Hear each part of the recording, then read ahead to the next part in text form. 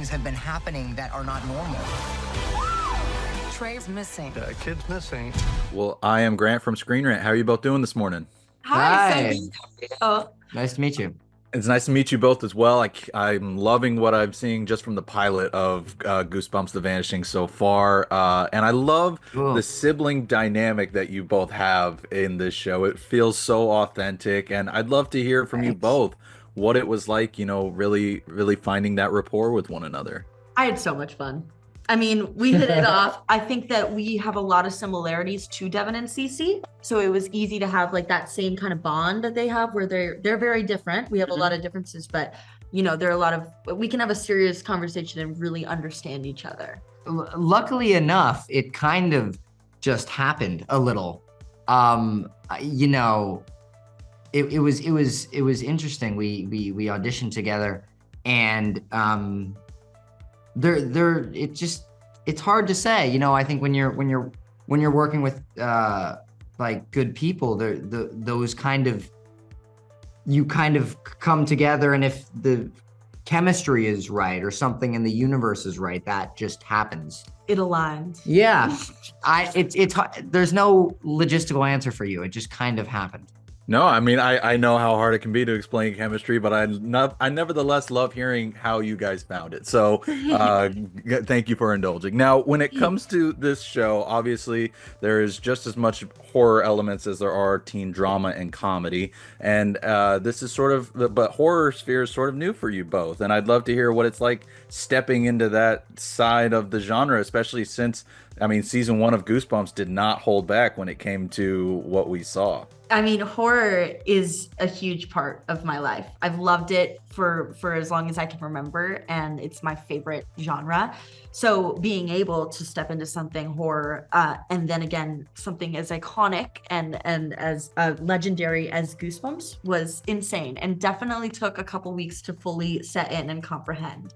But I think I was really so excited to do the scary scenes because it's just something I've been dreaming of for a long time. So it was amazing acting like I'm being chased around by monsters. I had the best time. It's cool. It's like I personally, some of us did, I personally did a lot of my stuff with like a pink piece of tape. Yeah.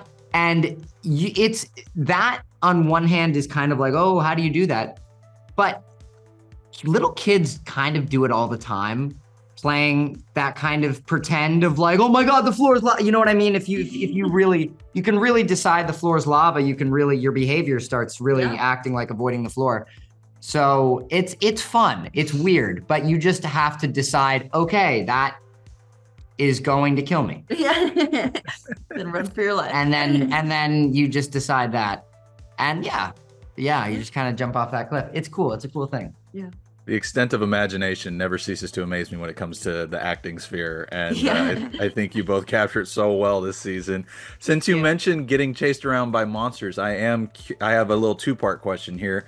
One is, were you given any Goosebumps books to research for this season? And also, do you have a favorite Goosebumps book in general?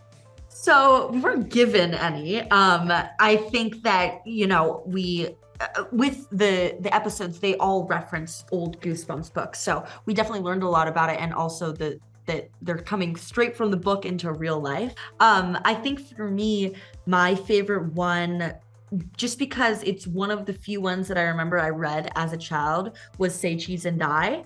I just have a vivid memory of that cover in my head as a kid. But I think that that's just nostalgic to me. The episodes and the books that we reference in this season are pretty cool and pretty scary. And it's really cool to see them like jump off the page into real life. My mother is an audiobook narrator, and she narrated the audiobook for Night of the Living Dummy. So, right? Isn't that kind of interesting? I don't know. So when I was young, I remembered her recording that and hearing part of that book as a little kid. And so that's probably my strongest connection to the series beforehand.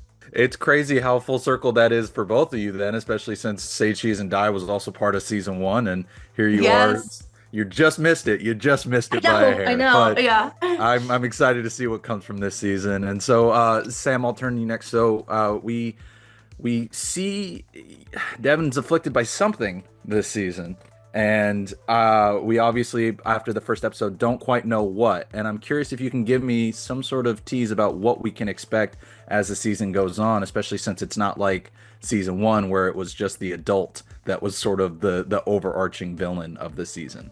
Ooh, I don't know how much I can give away about the supernatural elements with Devin this season. I can say you find Devin in a place where he is, I think, a bit unsure of himself and a bit overly comfortable, or at the very least had taken a position of being comfortable, taking a backseat to his sister, and didn't really know where he was or who he was. And I think there's something about challenges and pressure sometimes, when it's the right kind, that really help us find our place and find ourselves and find our strength. So hopefully that is here with Devin.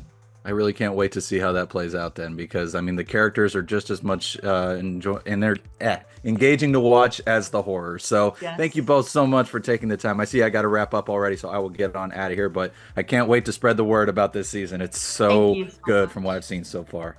Thank you. We really, really appreciate it. Absolutely. Kids get these ideas. Too many horror shows on TV, I say.